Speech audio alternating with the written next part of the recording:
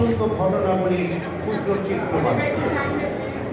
এভাবেই আমরা প্রতিদিন অসংখ্য তাজা প্রাণে হারাচ্ছি বাংলাদেশের রাজপথে।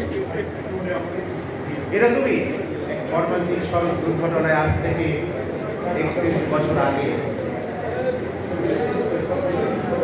চলচ্চিত্রের মহানায়ক হারিয়েছিলেন তার প্রাণপ্রিয়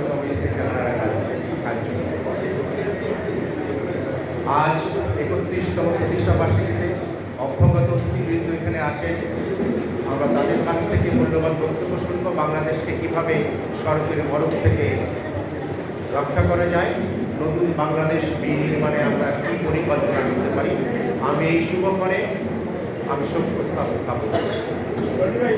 জুলাই আগস্ট ছাত্র জনতার গণ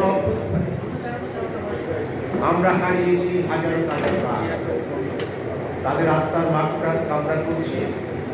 শোক সন্তপ্ত পরিবারের প্রতি জানাচ্ছি গভীর সমবেদনা। আহতদের দ্রুত আরোগ্য লাভ পুনর্বাসনের দাবি জানাচ্ছি। পাশাপাশি রোগটা সেই পর্যন্ত যাহারা কাঞ্চন সহ যে সকল ব্যক্তিবর্গ নিহত হয়েছেন তাদের আত্মার প্রতি শোক সন্তপ্ত পরিবারের প্রতি গভীর সমবেদনা।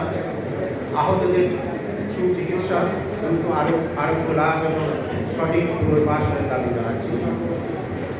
নিহতদের আত্মার মাগফিরাত কামনায় আমি আজ এখানে জাতীয় প্রেস ক্লাবের এই মিলনায়তনের মঞ্চে দাঁড়িয়ে নিরাপদ সড়কের মহাসচিব হিসাবে আনুষ্ঠানিকভাবে শোক প্রস্তাব উত্থাপন করলাম এবং নিহতদের আত্মার মাগফিরাত কামনায় যার যার অবস্থানে নীরবে এক মিনিট দাঁড়িয়ে এমপি ছিলাম ভাই।